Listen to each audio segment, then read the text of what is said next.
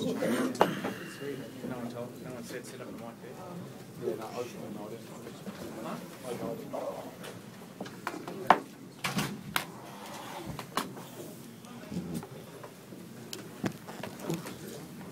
Starting now.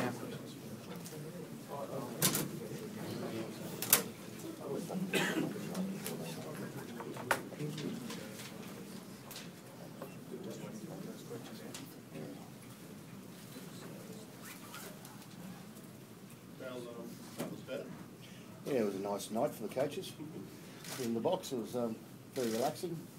No, it was fantastic. You could sense it all week, I guess. You know, our training was really good and crisp, and we just had to work on a few execution things and a little bit about our attitude as well going in the game. But I think we got it all right.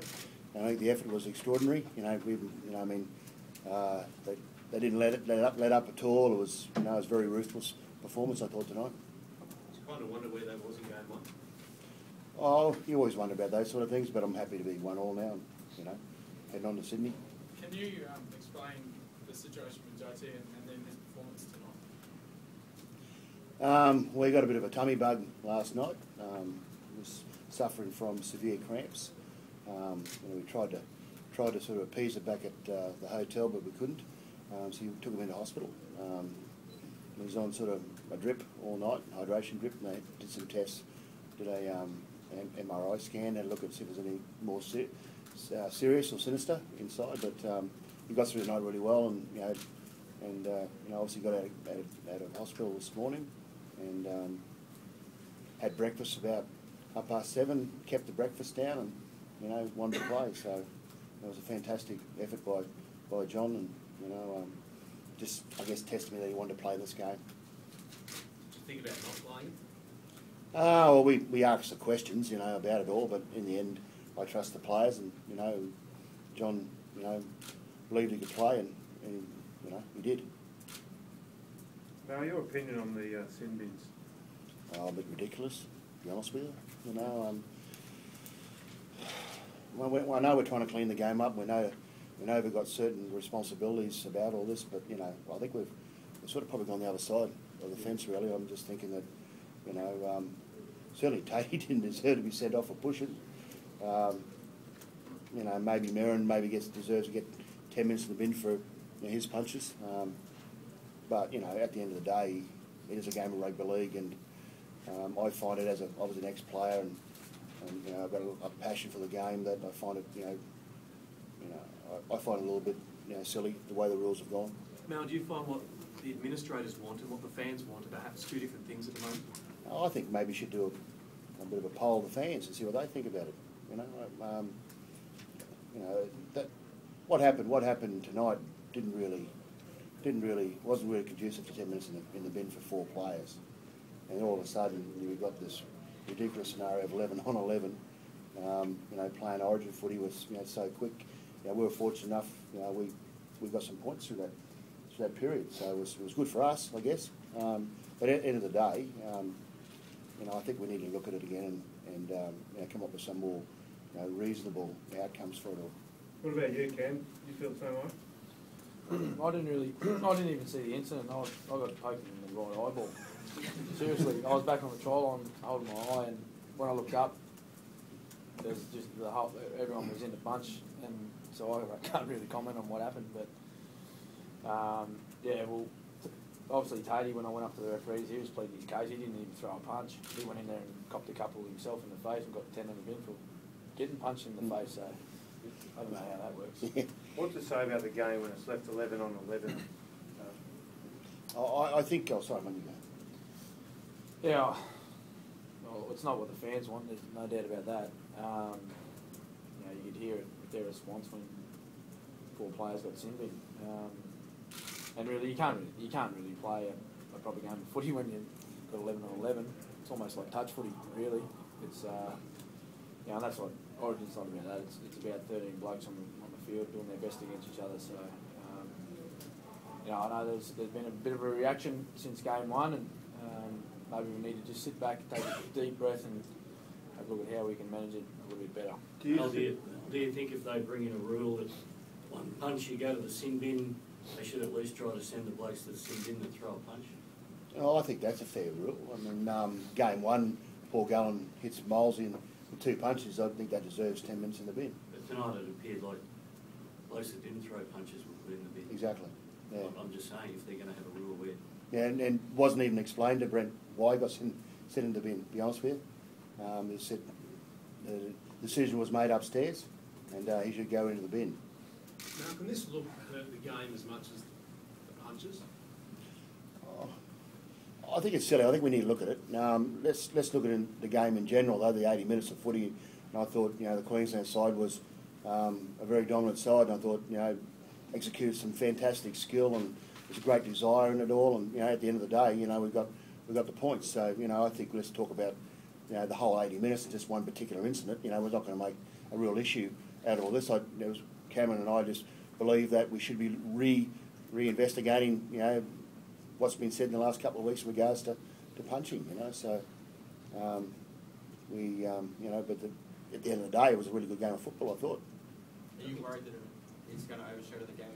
Well, it's going to obviously. Again, here we are. We're playing. The boys have put a tremendous amount of effort into both sides. 80 minutes of footy, and all of a sudden, headlines tomorrow are going to be about what happened with 4 blokes. Let's talk about the game. Let's be positive about it. But Mel, isn't that what happened with game 1, 2, and what they're trying to eliminate? Yeah, we didn't mention anything. No, but the whole Cam said on 360 a week after the game, we're still talking about Gallen. Yeah, exactly. And the game was trying to eliminate that. Well, I think the reaction needs to be looked at. So I think we all agree with that, don't we? Surely. Do you think the game was saved, Mal, by the fact that you guys were so far ahead? Because if it was 14-16 or a couple of points in it, then the sin bin could have been far more dramatic and had far more repercussions. But you guys had the game in your teeth by then, so it saved the game a bit. Well, you can put any amount of scenarios, if onlys and what ifs and all that sort of stuff. For us, it happened. Let's look at it. Let's get on with the game. Origin's what it is, and I thought our team was very good tonight. No, you're talking about the effort. The 2 starting props were just outstanding tonight, both the attack and defence in particular. No, I thought our middle were very good, including Cameron. I think our props are excellent. Sammy started really well, fantastic try, and Chris McQueen was great. I thought, Corey Parker was outstanding tonight as well. So, and again, our bench, they come on, they made a little difference to everything. So I was very, very, very happy with the way the forwards went. And then obviously on the back of that, our execution out wide was excellent. Now, can you talk about Corey Parker, the way he's really sort of stepped up and mentored a really young back row? Yeah, well, it's a perfect time for, we talk about this mini transition all the time, but it's a perfect time. We've got fantastic experienced players, great leaders in the team, and for their clubs as well, and bringing these young fellas in and be able to play with these guys. It's a real thrill for them.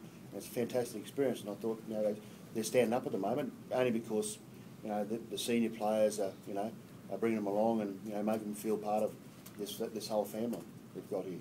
You seem to hammer James Maloney in defence. Yeah, it's a good one.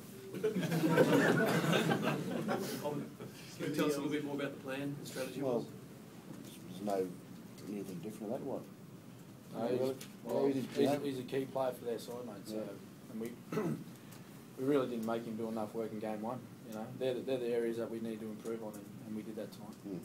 Smithy, 2008, done half the job tonight again as we did in 2008. You said last week you know how to get it done, even more so now because I thought you did in 2008. Yeah, Sean, I think we spoke during the week about our situation, and we'd been in this position before. We'd lost in Sydney, had to come back home and win, and I think the boys, as I said a couple of days ago, they really responded well to Mal's feedback and Mike Hagan's feedback on our performance in game 1. And before the coaches spoke, I think everyone was aware of the way we played down there. we knew we were a good footy side, and we played nowhere near our best in Sydney. We all knew that, and needed a great effort. And needed a team effort tonight to win against the Blues. But as much as it is very pleasing to play the way we played tonight, it's the job's not done. It's 1-1, as we have to go back down to Sydney now and try to play well down there. But tonight, we've really set the bar tonight for ourselves. We've set a standard for ourselves tonight and a challenge for ourselves to go down to Sydney in a couple of weeks' time and replicate what we did tonight. But I think we need to play better than what we did tonight and try and get a victory down there. You see your mates running side to side, high fives, and someone do something. I don't think I've ever seen that before. It was like every good play, everyone was giving each other a high five. Well, yeah, that's what we lacked in Sydney, was our enthusiasm and our energy, and that was a huge talking point of ours for our preparation for this game. And we do that sort of stuff all during the week, training, and we did that in game one with the preparation of game one, but it was missing in the 80 minutes in Sydney. But tonight, it had to be there. It just had to be, because if it wasn't, then the series was over. So it was really pleasing for all the boys to get out and play the way they did. It was nice to show everyone that we're not Dow's Army, and we're still a good footy side, and we can put in performances like we did tonight. Cameron, how do you take over the fact you've kept them to 6 points over the last 3 halves of footy you've played? Yeah, that's a very pleasing aspect of our game. We spoke a lot about our defence and our attitude towards our defence, and I thought that was outstanding. It was a highlight of our game, a highlight of our first 40 minutes really. It's what let us down in Sydney was just our energy in defence, and particularly our kick chase. We give New South Wales too many metres on their kick returns, and tonight we did a great job. We knew we were coming up against a very talented fullback in Josh Dugan. He's been in great form over the last few weeks for the Dragons, and we just didn't give him too many opportunities. Pretty much what they did to Billy in Sydney. So, as I said, very pleased with the way everyone handled tonight, their attitude towards the game, and but we're not getting too carried away. We're happy with the way we play, but we're looking forward to the challenge of Sydney. Cameron, that thing you complained about during the week, did you get pinged for that tonight? That thing? What thing, mate? The rule, not being straight at the market? I don't think so. I I just thought. But obviously, do you think you sweet talk the refs enough? It worked. I don't know, mate. I don't think we sweet talked the referee. We just wanted some clarification on the way the game was going to be refereed. We thought there was a couple of areas that weren't refereed the same as what is usually refereed in clubland every week. And but I thought the referee did a great job with both sides tonight. There were penalties in the ruck for both teams. So they got a very tough job. There's no doubt about that. But just get on with what we did.